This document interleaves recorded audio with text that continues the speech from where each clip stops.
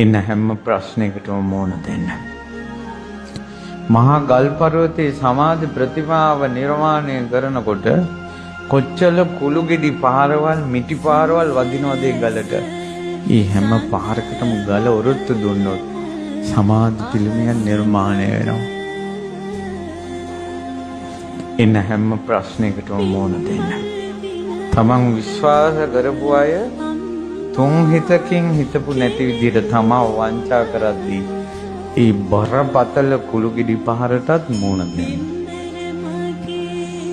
ඉගෙන ගන්න තැන විශ්වවිද්‍යාලේ රැකියාව කරන ආයතනෙ එතනත් සමහරවිට කවුරු හරි හරහට ඉන්න පුළුවන්.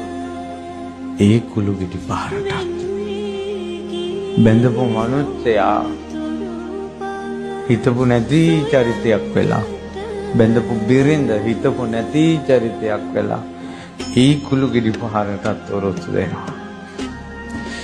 එහෙම ඔරොත්තු දිදී ඉඳලා හැම කුළු ගෙඩි පහරකටම ඔරොත්තු දීලා අවසානයේ ඉතුරු වුණ බුදු පිළිමෙටද වඳින්නේ කුළු ගෙඩි ගහපු අයටද වඳින්නේ? කොහෙටද වඳින්නේ?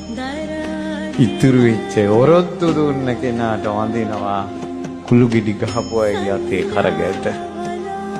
හැබැයි ගරු කරනවා අපි මේ සමාධි පිළිමේ හැදුවේ මෙයා කියලා.